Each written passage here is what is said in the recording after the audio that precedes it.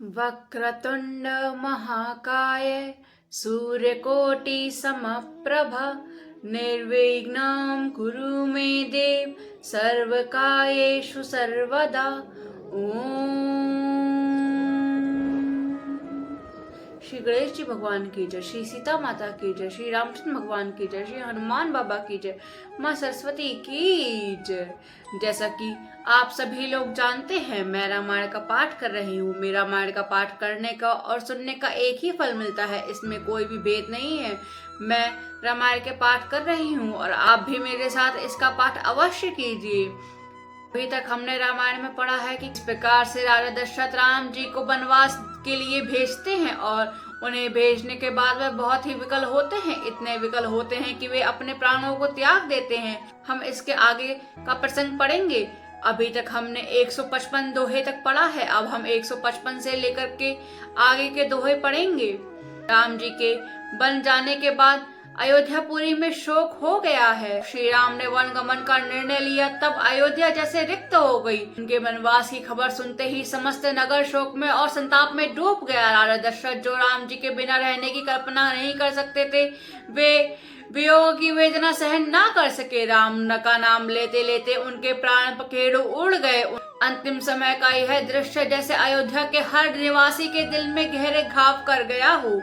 दशरथ जी के निधन के साथ अयोध्या में दुख की असीम महासागर उमड़ पड़ा। महारानी कौशल्या सुमित्रा जो अपनी सुंदरता, शील और शक्ति के लिए जानी जाती थी, विलाप करती हुई गिर पड़े। उनका विलाप ऐसा था जैसे हर शब्द में वे राम को पुकार रही हों। नगर की नारियां जो अब तक अपने घरों में प्रसन्नता से रहती थीं, शोक में डूब गई। हर घर में एक सन्नाटा पसर गया जिसमें केवल आंसुओं और करुणा क्रंदन की गूंज सुनाई देती है। केवल मनुष्य ही नहीं, प्रकृति भी राम जी के वियोग में शोकाकुल हो उठी है। ऐसा प्रतीत हो रहा है जैसे सूर्य ने अपनी चमक खो दी हो और अयोध्या पर अंधकार का आवरण छा गया हो। नगर में हर व्यक्ति, चाहे वह छोटा हो या बड़ा, राम जी के बिना अपनी जिंदगी अधूरी समझने लगा।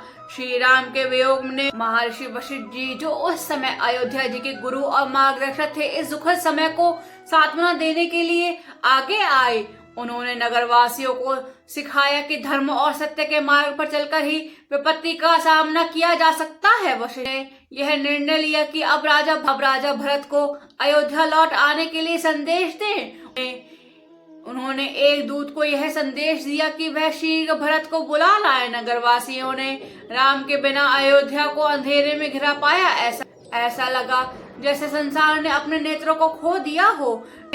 हर व्यक्ति के मन में केवल एक ही बात थी कि राम कब लौटेंगे। हर गली, हर घर, हर कोने में राम जी को ही पुकारा जा रहा था। उसी राम जी को पुकारने की ही आवाजें गूंज रही थी। महर्षि वशिष्ठ जी ने अपनी विद्वता और धैर्य से सबको संयमित किया। उन्होंने नगरवासियों से कहा कि सत्य और धर्म का पालन ही उनके शोक का अंत करेगा। उन्होंने राम के गुणों का चर्चा करते हुए सबको यह विश्वास दिलाया कि राम जो धर्म और सत्य के प्रतीक है, उनका मार्गदर्शन हमेशा अयोध्या के लोगों के साथ रहेगा। इसी बीच दूत भरत जी को बुलाने के लिए दौड़ पड़ा। वह पूरी गति से चल पड़ा ताकि राजा दशरथ के निधन और राम जी के वनवास का समाचार भरत जी को शीघ्र ही मिल सके। अयोध्या के लोग एकमात्र भरत जी से उम्मीद लगाकर बैठे थे, क्योंकि उन्हें विश्वास था कि भरत जी के लौटने से अयोध्या को एक नई दिशा और नेतृत्व मिलेगा। दशरथ जी के निधन के बाद अयोध्या नगरी में शोक से डूब गई थी। महाराजा दशरथ का पार्थिव शरीर रखा गया था, लेकिन उनका अंतिम संस्कार तभी संभव था जब उनका कोई पुत्र उपस्थित हो। राम, लक्ष्मण और सीता वनवास में थे और भरत और शत्रुघ्न अपने ननिहाल में। ऐसे में यह बड़ा संकट था कि राजा के संस्कार का कार्य कैसे पूरा किया जाए। दूत को निर्देश देते समय महर्षि वशिष्ठ जी ने विशेष ध्यान दिया था कि संदेश में किसी भी प्रकार की अशुभता का संकेत न हो। उन्होंने कहा कि दूत भरत से केवल इतना कहना कि महर्षि वशिष्ठ जी ने तुम्हें तुरंत आने का आदेश दिया है, यह बहुत आवश्यक है। दूत ने शीघ्रता से यात्रा शुरू करी। भरत और शत्रुघ्न ने जब यह संदेश सुनेंगे तो उन्हें आभास हुआ कि अयोध्या में कुछ बड़ा हुआ है। लेकिन महर्षि वशिष्ठ जी की यह चतुराई, उन्होंने दूत से स्पष्ट रूप से अशुभ समाचार न कहने का आदेश दिया ताकि भरत और शत्रुघ्न भयभीत न हो और शीघ्रता से लौट आए। इस प्रकार महर्षि वशिष्ठ जी ने अपनी आज्ञा और सूझबूझ से राज्य को संभालने की दिशा में पहला कदम उठाया। उनके नेतृत्व और धैर्य से पूरे राज्य ने के लिए संबल बना। जय श्री राम।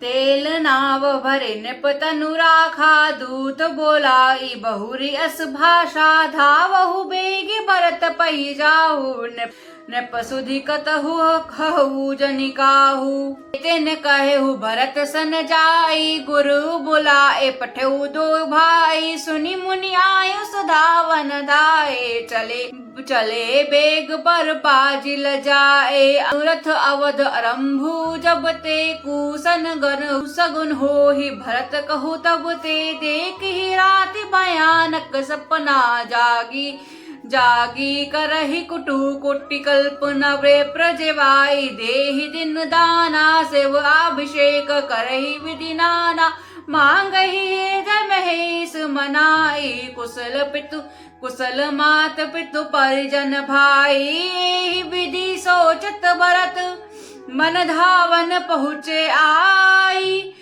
गुरु अनुशासन श्रवण सुनी, चले गणेश मन आई, चले समीर बेग है हा के, नागत सरस सैल बनबा के, हृदय सोच बड़ कुछ ना सोहाई, अनिहि जिय जाओ उड़ाई, एक निमेष वर्ष समझाई, एहि विधि भरत नगर निरहाई, असगन हो ही नगर पैठारा, रटहि कुभाति कुखेत कर सियार बोली प्रतिकूला, सुनि होई भरत मन सूला, श्रीहत सर सरित बन बागा, नगरु विशेष भयावनु लागा, खगमग है गए जाहि न जोए, राम वियोग के रोग बेगोए, नगर नारे नर ने पट दुखारी, मनहु सभिन सब संपत्ति हारी, पुरजन मिलहि न कहि कुछ,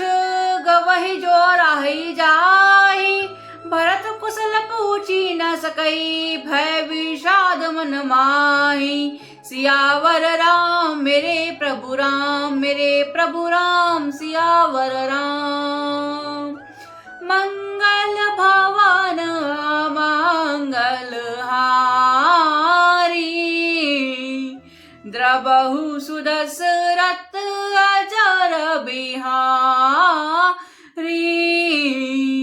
जय श्री राम। अगर आपको मेरी ये वीडियोस अच्छी लगती हो तो चैनल को लाइक करें, शेयर करें, कमेंट करें एंड सब्सक्राइब करें। जय श्री राम।